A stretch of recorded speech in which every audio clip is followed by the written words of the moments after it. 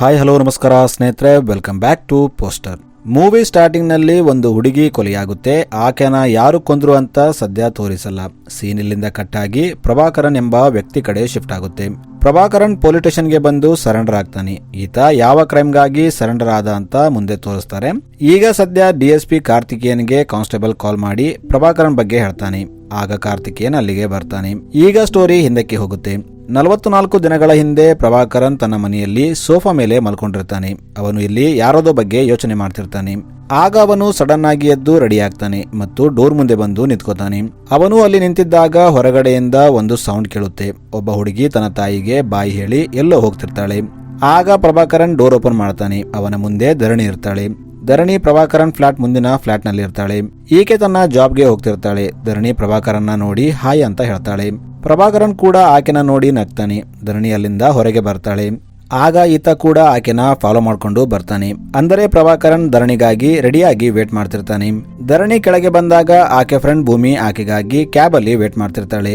ಭೂಮಿ ಪ್ರಭಾಕರನ್ನ ನೋಡಿ ಧರಣಿಗೆ, ಈ ಹುಡುಗ ಡೈಲಿ ನಿನ್ನ ಹಿಂದೆ ಬರ್ತಾನೆ, ಇದೇ ಇವನ ರೊಟೀನ್ ಆಯ್ತು, ಅವನಿಂದ ಹುಷಾರಾಗಿರು ಅಂತ ಹೇಳ್ತಾಳೆ. ಆದ್ರೆ ಧರಣಿ ಅಂತದೇನಿಲ್ಲ. ಪ್ರಭಾಕರನ್ ನನ್ನ ಫ್ಲಾಟ್ ನ ಮುಂದಿನ ಫ್ಲಾಟ್ ನಲ್ಲಿ ಇರ್ತಾನೆ. ಅವನ ಆಫೀಸ್ ಟೈಮಿಂಗ್ ಕೂಡ ಸೇಮ್ ಇದೆ, ಅದಕ್ಕೆ ಅವನು ಕೂಡ ಇದೇ ಟೈಮ್ ಅಲ್ಲಿ ಬರ್ತಾನೆ, ನೀನು ಜಾಸ್ತಿ ಯೋಚನೆ ಮಾಡಬೇಡ ಅಂತ ಹೇಳ್ತಾಳೆ. ಈಗ ಸೀನ್ ಪ್ರಭಾಕರನ್ ಆಫೀಸ್ ಕಡೆ ಶಿಫ್ಟ್ ಆಗುತ್ತೆ. ಇಲ್ಲಿ ಪ್ರಭಾಕರನ್ ಬಾಸ್ ಬೇರೆ ಎಂಪ್ಲಾಯೀಸ್ಗೆ ಪ್ರಭಾಕರನ್ ಎಲ್ಲಿ, ಅವನು ಇನ್ನೂ ಬಂದಿಲ್ವಾ ಅಂತ ಕೇಳ್ತಾನೆ. ಆಗ ಒಬ್ಬ ಎಂಪ್ಲಾಯ್ ಪ್ರಭಾಕರನ್ಗೆ ಬರಬೇಕು ಅನಿಸಿದಾಗ ಬರ್ತಾನೆ. ಅವನು ಯಾವತ್ತಾದ್ರೂ ನಿಮ್ಮ ಮಾತನ್ನ ಕೇಳಿದ್ದಾನ ಅಂತ ಕೇಳ್ತಾಳೆ. ಇದನ್ನ ಕೇಳಿ ಬಾಸ್ ಕೋಪ ಮಾಡ್ತಾನೆ. ಈ ಕಡೆ ಪ್ರಭಾಕರನ್ ಕ್ಯಾಬ್ ಅಲ್ಲಿ ಬರ್ತಿದ್ದಾಗ ಅವನಿಗೆ ಒಂದು ಕಾಲ್ ಬರುತ್ತೆ. ಆ ವ್ಯಕ್ತಿ ಪ್ರಭಾಕರನ್ಗೆ ಒಂದು ಅಡ್ರೆಸ್ ಕೊಡ್ತಾನೆ ಮತ್ತು ನಾನು ನಿನಗೆ ಬೇಕಾದ ಇನ್ಫಾರ್ಮೇಶನ್ ಕೊಟ್ಟಿದ್ದೀನಿ, ಇಲ್ಲಿ ನನ್ನ ಹೆಸರು ಹೊರಗೆ ಬರಬಾರ್ದು ಅಂತ ಹೇಳ್ತಾನೆ. ಪ್ರಭಾಕರನ್ ಸರಿ ಅಂತ ಆ ವ್ಯಕ್ತಿ ಕೊಟ್ಟ ಅಡ್ರೆಸ್ಗೆ ಹೋಗ್ತಾನೆ. ಇಲ್ಲಿ ಯಾರು ಇರಲ್ಲ. ಆತ ಅಲ್ಲಿ ಏನೋ ಸರ್ಚ್ ಮಾಡ್ತಿರ್ತಾನೆ. ಆತ ಏನು ಸರ್ಚ್ ಮಾಡ್ತಿದ್ದಾನೆ ಅಂತ ಸದ್ಯ ನಮಗೆ ತೋರಿಸಲ್ಲ. ಈಗ ಸೀನ್ ಇಲ್ಲಿಗೆ ಕಟ್ ಆಗಿ ಮಾರನೇ ದಿನ ಬೆಳಗ್ಗೆ ಮತ್ತೆ ಅದೇ ರೊಟೀನ್ ತೋರಿಸ್ತಾರೆ. ಧರಣಿ ಹೊರಗೆ ಬಂದಾಗ ಪ್ರಭಾಕರನ್ ಕೂಡ ಹೊರಗೆ ಬರ್ತಾನೆ. ಅವರು ಒಬ್ಬರಿಗೊಬ್ಬರು ಬಾಯಿ ಹೇಳಿ ತಮ್ಮ ಕೆಲಸಕ್ಕೆ ಹೋಗ್ತಾರೆ. ಈಗ ಒಂದು ದಿನ ಧರಣಿ ಶಾಪಿಂಗ್ ಮಾಡ್ತಿದ್ದಾಗ ಒಬ್ಬ ವ್ಯಕ್ತಿ ಆಕೆನ ಗುರಾಯಿಸ್ತಿರ್ತಾನೆ. ಧರಣಿ ಅವನನ್ನ ನೋಡಿ ಭಯಪಡ್ತಾಳೆ. ಇಲ್ಲಿ ಧರಣಿಗೆ ಆ ವ್ಯಕ್ತಿ ಪರಿಚಯ ಇರೋ ರೀತಿ ಇರುತ್ತೆ. ಧರಣಿ ತಕ್ಷಣ ಅಲ್ಲಿಂದ ಓಡಿ ತನ್ನ ಮನೆಗೆ ಬರ್ತಾಳೆ. ಇಲ್ಲಿ ಈಕೆ ಪರಿಸ್ಥಿತಿ ನೋಡಿ ಧರಣಿ ತಾಯಿ ಏನಾಯ್ತು ಅಂತ ಕೇಳ್ತಾಳೆ. ಆಗ ಆಕೆ ಯಾರೋ ನನ್ನ ಫಾಲೋ ಮಾಡ್ತಿದ್ದಾರೆ ಅಂತ ಹೇಳ್ತಾಳೆ. ಈಗ ಯಾರೋ ಡೋರ್ ಬೆಲ್ ರಿಂಗ್ ಮಾಡ್ತಾರೆ. ಧರಣಿ ಮತ್ತು ಆಕೆ ತಾಯಿ ಭಯಪಡ್ತಾರೆ. ಸ್ವಲ್ಪ ಧೈರ್ಯ ಮಾಡ್ಕೊಂಡು ಧರಣಿ ತಾಯಿ ಡೋರ್ ಹತ್ರ ಹೋಗಿ ಯಾರು ಅಂತ ಕೇಳ್ತಾಳೆ. ಆ ಕಡೆಯಿಂದ ಡೆಲಿವರಿ ಬಾಯ್ ಅಂತ ಹೇಳ್ತಾರೆ. ಆಗ ಆಕೆ ಡೋರ್ ಅರ್ಧಕ್ಕೆ ಓಪನ್ ಮಾಡ್ತಾಳೆ. ಈ ಕಡೆ ಅಪೋಸಿಟ್ ಫ್ಲಾಟ್ ನಲ್ಲಿದ್ದ ಪ್ರಭಾಕರನ್ ಸೌಂಡ್ ಕೇಳಿ ತಿರುಗಿ ನೋಡ್ತಾನೆ. ಸೀನ್ ಈಗ ಕಟ್ ಆಗಿ ಸಿಟಿ ಔಟ್ಸ್ಕರ್ಟ್ಸ್ ನ ತೋರಿಸ್ತಾರೆ. ಇಲ್ಲಿ ಒಂದು ಬಾಡಿ ಬಿದ್ದಿರುತ್ತೆ. ಇದು ಪೂರ್ತಿಯಾಗಿ ಸುಟ್ಟೋಗಿರುತ್ತೆ. ಆಗ ಇಲ್ಲಿ ಡಿಸಿಪಿ ಕಾರ್ತಿಕೇಯನ್ ಬರ್ತಾನೆ. ಇವರು ಇಲ್ಲಿ ಇನ್ವೆಸ್ಟಿಗೇಷನ್ ಸ್ಟಾರ್ಟ್ ಮಾಡ್ತಾರೆ. ಆದ್ರೆ ಆ ಬಾಡಿ ಪೂರ್ತಿಯಾಗಿ ಸುಟ್ಟೋಗಿರುತ್ತೆ. ಇವರಿಗೆ ಆ ಬಾಡಿಯ ಮುಖ ಗುರುತು ಹಿಡಿಯೋಕೆ ಆಗ್ತಿರಲ್ಲ. ಇಲ್ಲಿ ಕಾರ್ತಿಕೇಯನ್ ಆ ಬಾಡಿಯ ಮೇಲಿದ್ದ ಶರ್ಟ್ ನ ಟ್ಯಾಗ್ ನೋಡ್ತಾನೆ. ಅದು ಸ್ವಲ್ಪ ಉಳಿದಿರುತ್ತೆ ಮತ್ತು ಅದರ ಮೇಲೆ ಹೈದರಾಬಾದ್ ಟೇಲರ್ ಅಂತ ಬರೆದಿರುತ್ತೆ. ಆಗ ಕಾರ್ತಿಕೇಯನ್ ತನ್ನ ಟೀಮ್ಗೆ ಇಲ್ಲಿ ಹೈದರಾಬಾದ್ ನಿಂದ ಬಂದು ಹೋಟೆಲ್ ನಲ್ಲಿ ಚೆಕ್ ಇನ್ ಮಾಡಿ ಚೆಕ್ಔಟ್ ಮಾಡದೇ ಇರುವವರ ಲಿಸ್ಟ್ ನ ಚೆಕ್ ಮಾಡಿ ಅಂತ ಹೇಳ್ತಾನೆ. ಈಗ ಪ್ರಭಾಕರನ್ನ ತೋರಿಸ್ತಾರೆ. ಈತ ಧರಣಿ ತಾಯಿಗೆ ಕಾಲ್ ಮಾಡಿ ನೀವು ಬಿರು ಹೇಗಿದ್ದೀರಾ, ಎಲ್ಲ ಓಕೆ ತಾನೆ ಅಂತ ಕೇಳ್ತಾನೆ. ಆಗ ಆಕೆ ನಾನು ಪರವಾಗಿಲ್ಲ, ಆದ್ರೆ ಧರಣಿ ಆ ಘಟನೆಯಿಂದ ತುಂಬಾ ಭಯಪಟ್ಟಿದ್ದಾಳೆ ಅಂತ ಹೇಳ್ತಾಳೆ. ಆಗ ಪ್ರಭಾಕರನ್ ಧರಣಿ ಜೊತೆ ಮಾತಾಡ್ತಾನೆ ಮತ್ತು ಆಕೆಗೆ ನೀನು ಭಯಪಡಬೇಡ, ಏನೂ ಆಗಲ್ಲ, ನಾನು ಹೇಗೆ ಹೇಳ್ತೀನೋ ಹಾಗೆ ಮಾಡಿ, ಎಲ್ಲ ಸರಿ ಹೋಗುತ್ತೆ ಅಂತ ಹೇಳ್ತಾನೆ. ಆಗ ಧರಣಿ ಪ್ರಭಾಕರನ್ಗೆ ಥ್ಯಾಂಕ್ಸ್ ಅಂತ ಹೇಳ್ತಾಳೆ. ಈಗ ಸೀನ್ ಫಾರೆನ್ಸಿಕ್ ಡಾಕ್ಟರ್ ಕಡೆ ಶಿಫ್ಟ್ ಆಗುತ್ತೆ. ಇವರು ಆ ಸುಟ್ಟ ಬಾಡಿಯ ಪೋಸ್ಟ್ ಮಾರ್ಟಮ್ ಮಾಡಿರ್ತಾರೆ. ಇಲ್ಲಿ ಡಾಕ್ಟರ್ ಕಾರ್ತಿಕೇಯನ್ಗೆ ಈ ವ್ಯಕ್ತಿಯನ್ನ ಮೊದಲು ಒಂದು ವೈರ್ ನಿಂದ ಕುತ್ತಿಗೆ ಸುಗಿ ಸಾಯಿಸಿದ್ದಾರೆ. ಆಮೇಲೆ ಇವನ ಗುರುತು ಹಿಡಿಬಾರ್ದಂತ ಮುಖ ಚೆನ್ನಾಗಿ ಜಜ್ಜಿ ಆಮೇಲೆ ಯಾವುದೇ ಎವಿಡೆನ್ಸ್ ಸಿಗಬಾರ್ದಂತ ಬಾಡಿನ ಸುಟ್ಟಿದ್ದಾರೆ ಅಂತ ಹೇಳ್ತಾನೆ. ಆಗ ಕಾರ್ತಿಕೇಯನ್ ಇದು ಬೈ ಮಿಸ್ಟೇಕ್ ಆಗಿರ್ಬೋದಾ ಅಂತ ಕೇಳ್ತಾನೆ. ಆದ್ರೆ ಡಾಕ್ಟರ್ ಬೈ ಮಿಸ್ಟೇಕ್, ಇದು ಯಾರೋ ಪ್ರೊಫೆಷನಲ್ ಕಿಲ್ಲರ್ ಮಾಡಿರ್ಬೇಕು, ಏಕೆಂದರೆ ಮರ್ಡರ್ ತುಂಬಾ ಅಕ್ಯುರಸಿಯಿಂದ ಆಗಿದೆ ಮತ್ತು ಈ ಮರ್ಡರ್ ಫೆಬ್ರವರಿ 6ನೇ ತಾರೀಕು ರಾತ್ರಿ 8 ರಿಂದ 9 ಗಂಟೆ ಒಳಗೆ ಆಗಿರಬೇಕು ಅಂತ ಹೇಳ್ತಾನೆ. ಇವರು ಇನ್ನೂ ಮಾತಾಡ್ತಿದ್ದಾಗ ಅಲ್ಲಿ ಒಬ್ಬ ಕಾನ್ಸ್ಟೇಬಲ್ ಬಂದು ಕಾರ್ತಿಕೇಯನ್ನ ಹೊರಗೆ ಕರ್ಕೊಂಡು ಹೋಗ್ತಾನೆ. ಈತ ಇಲ್ಲಿ ಸರ್, ಮರ್ಡರ್ ಸ್ಪಾಟ್ ಇಂದ ಸ್ವಲ್ಪ ದೂರದಲ್ಲಿ ಒಂದು ಹೋಟೆಲ್ ಇದೆ, ಅಲ್ಲಿ ಒಬ್ಬ ವ್ಯಕ್ತಿ ಚೆಕ್ ಇನ್ ಮಾಡಿದ್ದ, ಆದ್ರೆ ಇನ್ನೂ ಚೆಕ್ಔಟ್ ಮಾಡಿಲ್ಲ. ಆ ವ್ಯಕ್ತಿ ಹೈದರಾಬಾದ್ ನಿಂದ ಬಂದಿದ್ದ, ನಾವು ತಕ್ಷಣ ಹೋಗಿ ಅಲ್ಲಿ ಎನ್ಕ್ವೈರಿ ಮಾಡೋದು ಒಳ್ಳೇದು ಅಂತ ಹೇಳ್ತಾನೆ. ಈಗ ತಕ್ಷಣ ಕಾರ್ತಿಕ್ ತನ್ನ ಟೀಮ್ ಜೊತೆ ಆ ಹೋಟೆಲ್ಗೆ ಹೋಗ್ತಾನೆ. ಇನ್ನೊಂದು ಕಡೆ ಪ್ರಭಾಕರನ್ ಮತ್ತು ಧರಣಿ ಕಾರಲ್ಲಿ ಎಲ್ಲಿಗೋ ಹೋಗ್ತಿರ್ತಾರೆ. ಧರಣಿ ಪ್ರಭಾಕರನ್ಗೆ ನಾವು ಎಲ್ಲಿ ಹೋಗ್ತಿದ್ದೀವಿ ಅಂತ ಕೇಳ್ತಾಳೆ. ಆದ್ರೆ ಪ್ರಭಾಕರನ್ ಒಂದು ಸರ್ಪ್ರೈಸ್ ಇದೆ ಅಂತ ಹೇಳ್ತಾನೆ. ಆಗ ಧರಣಿ ನನಗೆ ಸರ್ಪ್ರೈಸ್ ಇಷ್ಟ ಇಲ್ಲ, ಎಲ್ಲಿ ಹೋಗ್ತಿದ್ದೀವಿ ಹೇಳು ಅಂತ ಹೇಳ್ತಾಳೆ. ಪ್ರಭಾಕರನ್ ಧರಣಿ ಕಡೆ ತಿರುಗಿ ನೋಡಿದಾಗ ಆಕೆ ಅಲ್ಲಿ ಇರಲ್ಲ. ಅಂದ್ರೆ ಇದೆಲ್ಲ ಪ್ರಭಾಕರನ್ ಇಮ್ಯಾಜಿನೇಷನ್ ಆಗಿರುತ್ತೆ. ಈ ಕಡೆ ಹೋಟೆಲ್ಗೆ ಬಂದ ಕಾರ್ತಿಕೇಯನ್ ಸಿಸಿಟಿವಿ ತೋರಿಸುವಂತೆ ಹೇಳ್ತಾನೆ. ಆದ್ರೆ ಅವರು ಸರ್ ಸಿಸಿಟಿವಿ ವರ್ಕ್ ಆಗ್ತಿಲ್ಲ, ರಿಪೇರಿ ಮಾಡಿಸ್ಬೇಕು ಅಂತ ಹೇಳ್ತಾರೆ. ಅದಕ್ಕೆ ಕಾರ್ತಿಕೇಯನ್ ಇದು ಒಂದು ಮರ್ಡರ್ ಕೇಸ್, ನಿಮ್ಮಿಂದಾಗಿ ಆತ ಯಾರು ಅಂತ ಕಂಡುಹಿಡಿಯೋದು ಕಷ್ಟ ಆಗ್ತಿದೆ. ಒಂದು ವೇಳೆ ನನಗೇನಾದ್ರೂ ಕಿಲರ್ ಹಿಡಿಯೋದು ಕಷ್ಟ ಆದ್ರೆ ನಿಮ್ಮ ಹೋಟೆಲ್ಗೂ ಪ್ರಾಬ್ಲಮ್ ಆಗುತ್ತೆ ಅಂತ ಹೇಳ್ತಾನೆ. ಈಗ ಇವರು ಹೋಟೆಲ್ ರೂಮ್ ನ ಚೆಕ್ ಮಾಡಿದಾಗ ಇಲ್ಲಿವರೆಗೆ ಕೆಲವೊಂದು ಫಿಂಗರ್ ಪ್ರಿಂಟ್ ಸಿಗುತ್ತೆ. ಫಾರೆನ್ಸಿಕ್ ನವರು ಅದನ್ನ ಕಲೆಕ್ಟ್ ಮಾಡಿ ತಮ್ಮಲ್ಲಿದ್ದ ಡಾಟಾ ಜೊತೆ ಮ್ಯಾಚ್ ಮಾಡ್ತಾರೆ. ಈಗ ಕಾರ್ತಿಕೇಯನ್ ರಿಪೋರ್ಟ್ ತಗೊಂಡು ಕಮಿಷನರ್ ಹತ್ರ ಬರ್ತಾನೆ ಮತ್ತು ಕಮಿಷನರ್ಗೆ ಸರ್ ಆ ಫಿಂಗರ್ ಪ್ರಿಂಟ್ ಹೈದರಾಬಾದ್ ನ ಒಬ್ಬ MLA ತಮ್ಮ ವಂಶಿ ಜೊತೆ ಮ್ಯಾಚ್ ಆಗ್ತಿದೆ ಅಂತ ಹೇಳ್ತಾನೆ. ಆಗ ಕಮಿಷನರ್ MLA ತಮ್ಮ ವಂಶಿ ಇಲ್ಲಿ ಯಾಕೆ ಬಂದಿದ್ದ, ಅದರ ಬಗ್ಗೆ ಏನಾದ್ರೂ ಎನ್ಕ್ವೈರಿ ಮಾಡಿದ್ದೀರಾ ಅಂತ ಕೇಳ್ತಾನೆ. ಆಗ ಡಿಸಿಪಿ ಸರ್ ವಂಶಿ ಒಬ್ಬ ಸ್ಟಾಕರ್ ಆಗಿದ್ದ, ಇದು ನಾನು ಹೈದರಾಬಾದ್ ನಲ್ಲಿ ಅವನ ಕಡೆಯವರೊಂದಿಗೆ ಫೋನಲ್ಲಿ ಮಾತಾಡಿದಾಗ ಗೊತ್ತಾಯ್ತು. ಆಕ್ಚುಲಿ ವಂಶಿಗೆ ಹುಡುಗಿಯರ ಹುಚ್ಚು ಇತ್ತು. ವಂಶಿ ಅಣ್ಣನ ಮನೆಯಲ್ಲಿ ಒಬ್ಬ ವ್ಯಕ್ತಿ ಕೆಲಸ ಮಾಡ್ತಿದ್ದ. ಒಂದು ದಿನ ಅವನ ಡೆತ್ ಆದಾಗ ವಂಶಿ ಆ ವ್ಯಕ್ತಿಯ ಮಗಳ ಹಿಂದೆ ಬಿದ್ದಿದ್ದ. ಇದರಿಂದ ಸಾಕಾಗಿ ಆ ಹುಡುಗಿ ಮತ್ತು ಆಕೆ ತಾಯಿ ಚೆನ್ನೈಗೆ ಶಿಫ್ಟ್ ಆದ್ರು. ಇದು ವಂಶಿಗೆ ಗೊತ್ತಾಗಿ ಅವನು ಇಲ್ಲಿಗೆ ಬಂದಿರಬಹುದು. ಅವನನ್ನ ಹೈದರಾಬಾದ್ನವರು ಯಾರಾದ್ರೂ ಕೊಂದ್ರ ಅಥವಾ ಚೆನ್ನೈನಲ್ಲಿ ಅವನಿಗೆ ಯಾರಾದ್ರೂ ಶತ್ರುಗಳಿದ್ರ ಗೊತ್ತಿಲ್ಲ. ಒಂದು ವೇಳೆ ಆ ಹುಡುಗಿ ಕೂಡ ಇದರಲ್ಲಿ ಇನ್ವಾಲ್ವ್ ಆಗಿರಬಹುದು. ಇದು ಇನ್ವೆಸ್ಟಿಗೇಷನ್ ಮಾಡಿದ ಮೇಲೆ ಗೊತ್ತಾಗುತ್ತೆ. ಇನ್ನು ಆ ಹುಡುಗಿ ಹೆಸರು ಧರಣಿ ಅಂತ ಹೇಳ್ತಾನೆ ಮತ್ತು ಆಕೆನ ಇನ್ವೆಸ್ಟಿಗೇಷನ್ ಮಾಡೋಕೆ ನನಗೆ ಪರ್ಮಿಷನ್ ಬೇಕು ಅಂತ ಹೇಳ್ತಾನೆ. ಆಗ ಕಮಿಷನರ್ ಇದು MLA ತಮ್ಮನ ಕೇಸ್ ಸ್ವಲ್ಪ ಹೈ ಪ್ರೊಫೈಲ್ ಆಗಿದೆ, ನೋಡಿ ಹ್ಯಾಂಡಲ್ ಮಾಡು ಅಂತ ಹೇಳ್ತಾನೆ. ಈಗ ಡಿಸಿಪಿ ಕಾರ್ತಿಕೇಯನ್ ಧರಣಿ ಮನೆಗೆ ಬರ್ತಾನೆ. ಇಲ್ಲಿ ಧರಣಿ ತಾಯಿಗೆ ನೀವು ಹೈದರಾಬಾದ್ ನಿಂದ ಇಲ್ಲಿಗೆ ಯಾಕೆ ಶಿಫ್ಟ್ ಆದ್ರಿ ಅಂತ ಕೇಳ್ತಾನೆ. ಆಗ ಆಕೆ ಕಾರಣ ಹೇಳ್ತಾಳೆ. ಇಲ್ಲಿ ಕಾರ್ತಿಕೇಯನ್ ಇವರ ಫ್ಲಾಟ್ ಚೆಕ್ ಮಾಡ್ತಾನೆ ಮತ್ತು ಹೋಗ್ತಿದ್ದಾಗ ಧರಣಿಗೆ 6 ಫೆಬ್ರವರಿ ನಿನ್ನ ಸ್ಟಾಕ್ ಮಾಡ್ತಿದ್ದ ವಂಶಿ ಮರ್ಡರ್ ಆಗಿದೆ, ಅವತ್ತು ನೀನು ಎಲ್ಲಿದ್ದೆ ಅಂತ ಕೇಳ್ತಾನೆ. ಮೊದಲು ಇವರು ಶಾಕ್ ಆಗ್ತಾರೆ. ಆಮೇಲೆ ಧರಣಿ ನಾನು ಡೈಲಿ ಬಂದಂಗೆ ಆಫೀಸ್ನಿಂದ ಬರ್ತಿದ್ದೆ, ಆದ್ರೆ ನಮ್ಮ ಕ್ಯಾಬ್ ಕೈಕೊಟ್ಟಿದ್ದರಿಂದ ನನ್ನ ಫ್ರೆಂಡ್ ಲತಾ ನನ್ನ ಮನೆಗೆ ಡ್ರಾಪ್ ಮಾಡಿದ್ಲು ಅಂತ ಹೇಳ್ತಾಳೆ. ಆಮೇಲೆ ಕಾರ್ತಿಕೇಯನ್ ಮುಂದಿನ ಫ್ಲಾಟ್ ನಲ್ಲಿದ್ದ ಪ್ರಭಾಕರನ್ ಡೋರ್ ನಾಕ್ ಮಾಡ್ತಾನೆ. ಪ್ರಭಾಕರನ್ ಡೋರ್ ಓಪನ್ ಮಾಡಿ ಹೇಳಿ ಯಾರು ಬೇಕಾಗಿತ್ತು ಅಂತ ಕೇಳ್ತಾನೆ. ಆಗ ಕಾರ್ತಿಕೇಯನ್ 6 ಫೆಬ್ರವರಿ ಮುಂದಿನ ಫ್ಲಾಟ್ ನಿಂದ ಏನಾದ್ರೂ ಸೌಂಡ್ ಬರೋದು ಕೇಳಿದ್ರಾ ಅಂತ ಕೇಳ್ತಾನೆ. ಆದ್ರೆ ಪ್ರಭಾಕರನ್ ಇಲ್ಲಿ ನನಗಂತೂ ಯಾವ ಸೌಂಡ್ ಕೇಳಿಲ್ಲ, ಅಷ್ಟಕ್ಕೂ ಏನಾಯ್ತು ಅಂತ ಕೇಳ್ತಾನೆ. ಆದ್ರೆ ಕಾರ್ತಿಕೇಯನ್ ಏನು ಹೇಳದೆ ಅಲ್ಲಿಂದ ಹೋಗ್ಬಿಡ್ತಾನೆ. ಸ್ವಲ್ಪ ಹೊತ್ತಾದ್ಮೇಲೆ ಪ್ರಭಾಕರನ್ ಧರಣಿಗೆ ಕಾಲ್ ಮಾಡಿ ಪೊಲೀಸರು ಏನಂದ್ರು ಅಂತ ಕೇಳ್ತಾನೆ. ಆಗ ಧರಣಿ ಅವರು ವಂಶಿ ಬಗ್ಗೆ ಕೇಳ್ತಿದ್ರು, ಆದ್ರೆ ನಾನು ನೀನು ಹೇಳಿದಂಗೆ ಹೇಳಿದೆ ಅಂತ ಹೇಳ್ತಾಳೆ. ಆಗ ಪ್ರಭಾಕರನ್ ಭಯಪಡಬೇಡ, ಇನ್ನು ಸ್ವಲ್ಪ ದಿನದಲ್ಲಿ ಎಲ್ಲ ಸರಿ ಹೋಗುತ್ತೆ ಅಂತ ಹೇಳ್ತಾನೆ. ಈಗ ರಾತ್ರಿ ಆದಾಗ ಪ್ರಭಾಕರನ್ ತನ್ನ ಬೆಡ್ರೂಮ್ ಅಲ್ಲಿ ಇರ್ತಾನೆ. ಅಲ್ಲಿ ಬೆಡ್ ಮೇಲೆ ಧರಣಿ ಇರ್ತಾಳೆ. ಪ್ರಭಾಕರನ್ ಆಕೆಗೆ ನೀನು ಚಿಂತೆ ಮಾಡಬೇಡ, ನಾನೆಲ್ಲ ನೋಡ್ಕೋತೀನಿ ಅಂತ ಹೇಳ್ತಾನೆ. ಆಗ ಧರಣಿ ನನಗೆ ಭಯ ಇಲ್ಲ, ನೀನು ಎಲ್ಲ ಸರಿ ಮಾಡ್ತೀಯಾ ಅಂತ ನನಗೆ ಗೊತ್ತು ಅಂತ ಹೇಳ್ತಾಳೆ. ಇದನ್ನ ಕೇಳಿ ಪ್ರಭಾಕರನ್ ನಿನಗೆ ಎಲ್ಲ ಮೊದಲೇ ಹೇಗೆ ಗೊತ್ತಾಗುತ್ತೆ ಅಂತ ಕೇಳ್ತಾನೆ. ಆಕ್ಚುಲಿ ಇದು ಕೂಡ ಪ್ರಭಾಕರನ್ ಇಮ್ಯಾಜಿನೇಷನ್ ಆಗಿರುತ್ತೆ. ಈಗ ಮಾರನೇ ದಿನ ಬೆಳಗ್ಗೆ ಕಾರ್ತಿಕೇಯನ್ ತನ್ನ ಸೀನಿಯರ್ ಮತ್ತು ರಿಟೈರ್ಡ್ ಆಫೀಸರ್ಗೆ ವಂಶಿ ಕೇಸ್ ಬಗ್ಗೆ ಹೇಳ್ತಾನೆ ಮತ್ತು ವಂಶಿ ಕೊಲೆ ಧರಣಿ ಮತ್ತು ಆಕೆ ತಾಯಿ ಮಾಡಿರಬೇಕು. ಯಾಕಂದ್ರೆ ವಂಶಿ ಬಗ್ಗೆ ಎನ್ಕ್ವೈರಿ ಮಾಡಿದಾಗ ಚೆನ್ನೈನಲ್ಲಿ ಅವನಿಗೆ ಯಾರೂ ಶತ್ರುಗಳಿದ್ದಿಲ್ಲ, ಇನ್ನು ರಾಜಕೀಯವಾಗಿ ಅವನ ಕೊಲ್ಲುವಷ್ಟು ಯಾರಿಗೂ ಮೋಟಿವ್ ಇದ್ದಿಲ್ಲ ಅಂತ ಹೇಳ್ತಾನೆ. ಈಗ ಇವರಿಬ್ಬರು ಕ್ರೈಮ್ ಸ್ಪಾಟ್ಗೆ ಬರ್ತಾರೆ. ಇಲ್ಲಿ ಆ ಸೀನಿಯರ್ ಆಫೀಸರ್ ಕಾರ್ತಿಕೇಯನ್ಗೆ ಈ ಕೊಲೆ ನಡೆದ ರೀತಿ ನೋಡಿದ್ರೆ ಬರೀ ಇಬ್ಬರು ಹೆಣ್ಣು ಮಕ್ಕಳು ಇದನ್ನ ಮಾಡಿರಲ್ಲ, ಅವರ ಹಿಂದೆ ಯಾರಾದ್ರೂ ಇರಬಹುದು. ಧರಣಿಗೆ ತಂದೆ ಇಲ್ಲ, ಇನ್ನು ಆಕೆ ಒಬ್ಬಳೆ ಮಗಳು, ಅಣ್ಣ ತಮ್ಮಂದಿರಿಲ್ಲ. ಆಕೆಗೆ ಬಾಯ್ ಫ್ರೆಂಡ್ ಇದ್ದಾನ ಅಂತ ಸರ್ಚ್ ಮಾಡು, ಒಂದು ವೇಳೆ ಬಾಯ್ ಫ್ರೆಂಡ್ ಇದ್ರೆ ಅವನ ಹೆಲ್ಪ್ ನಿಂದ ವಂಶಿನ ಕೊಂದಿರ್ಬೇಕು ಅಂತ ಹೇಳ್ತಾನೆ. ಇವರು ಮಾತಾಡ್ತಿದ್ದಾಗ ಅಲ್ಲಿ ಕಾನ್ಸ್ಟೇಬಲ್ ಬಂದು ಸರ್ ಧರಣಿ ಫ್ರೆಂಡ್ ಲತಾ ಊರಿಗೆ ಬಂದಿದ್ದಾಳೆ ಅಂತ ಹೇಳ್ತಾನೆ. ಏಕೆಂದ್ರೆ ಧರಣಿ 6 ಫೆಬ್ರವರಿ ಲತಾ ತನ್ನ ಮನೆಗೆ ಡ್ರಾಪ್ ಮಾಡಿದ್ಲು ಅಂತ ಹೇಳಿರ್ತಾಳೆ. ಅದಕ್ಕೆ ಇವರು ಕ್ರಾಸ್ ವೆರಿಫಿಕೇಶನ್ ಮಾಡೋಕೆ ಲತಾನ ಇನ್ವೆಸ್ಟಿಗೇಷನ್ ಮಾಡಬೇಕು ಅನ್ಕೋತಾರೆ. ಆದ್ರೆ ಆಕೆ ಊರಿಂದ ಹೊರಗೆ ಹೋಗಿದ್ದಾಳೆ ಅಂತ ಗೊತ್ತಾಗಿ ಆಕೆಗೋಸ್ಕರ ವೇಟ್ ಮಾಡ್ತಿರ್ತಾರೆ. ಈಗ ಆಕೆ ವಾಪಸ್ ಬಂದಿದ್ದಾಳೆ ಅಂತ ಗೊತ್ತಾಗಿ ಕಾರ್ತಿಕೇಯನ್ ಲತಾನ ಭೇಟಿ ಆಗೋಕೆ ಹೋಗ್ತಾನೆ. ಇಲ್ಲಿ ಲತಾಗೆ 6 ಫೆಬ್ರವರಿ ನೀನು ಎಲ್ಲಿದ್ದೆ ಅಂತ ಕೇಳ್ತಾನೆ.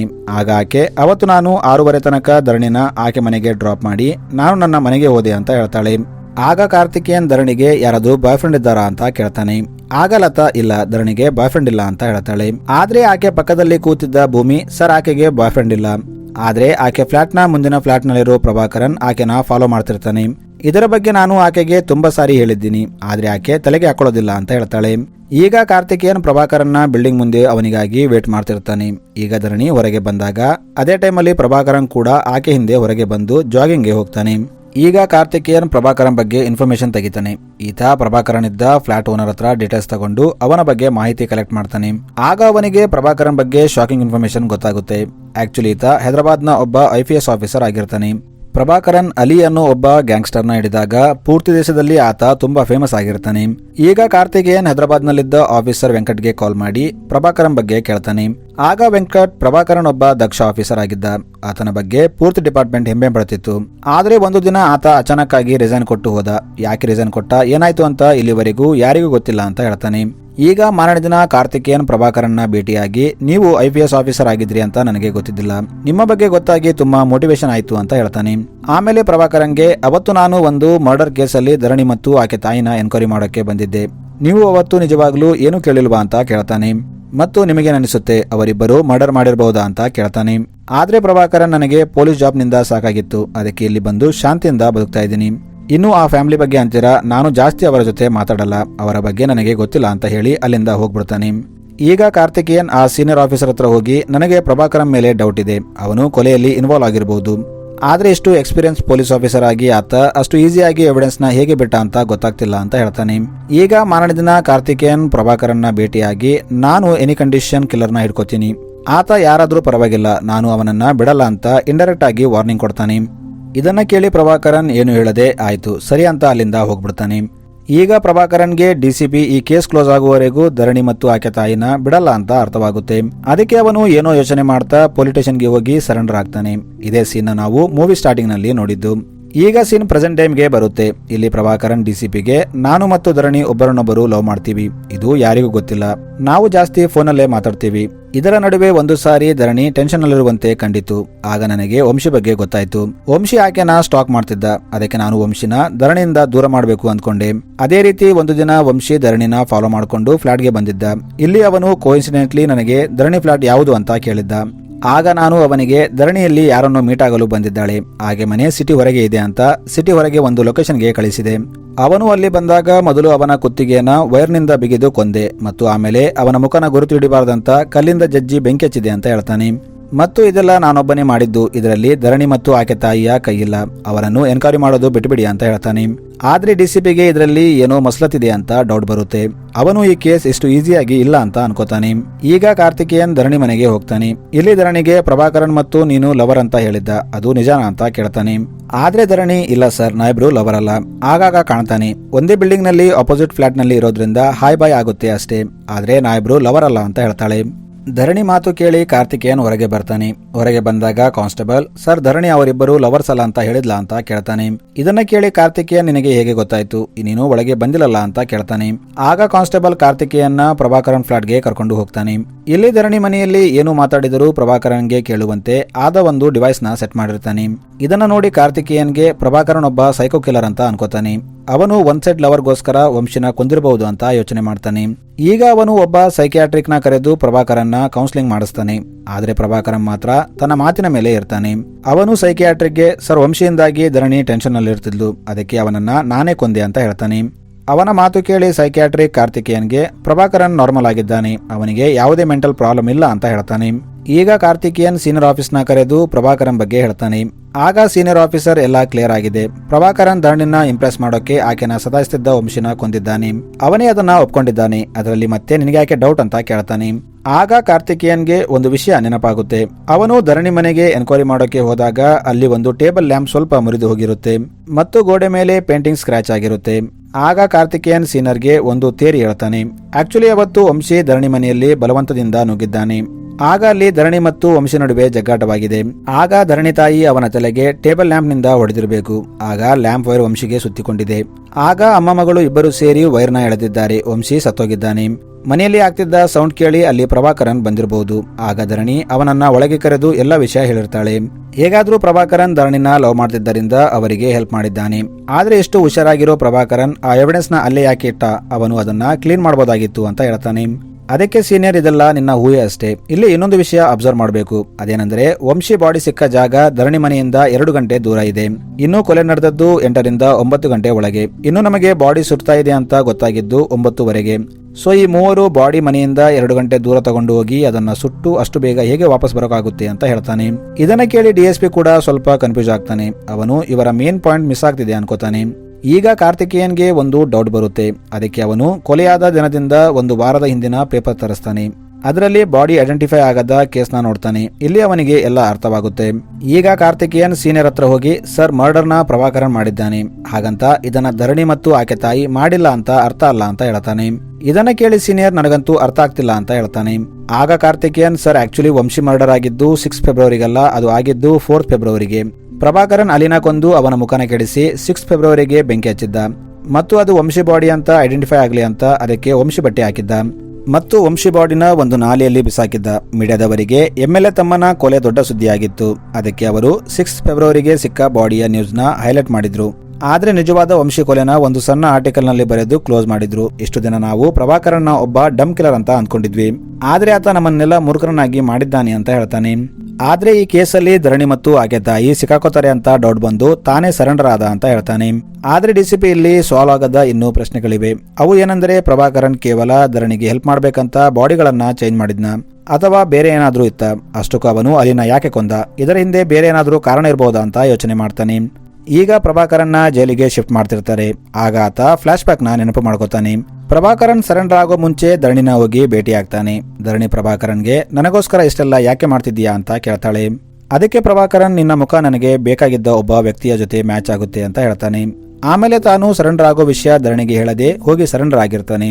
ಈಗ ಕೊನೆಯಲ್ಲಿ ಕಾರ್ತಿಕೇಯನ್ ಇನ್ವೆಸ್ಟಿಗೇಷನ್ ಮಾಡಿದಾಗ ಪ್ರಭಾಕರನ್ ವೈಫ್ ಬಗ್ಗೆ ಗೊತ್ತಾಗುತ್ತೆ. ಪ್ರಭಾಕರನ್ ವೈಫ್ ನೋಡೋದಕ್ಕೆ ಸೇಮ್ ಧರಣಿ ತರ ಇರ್ತಾಳೆ.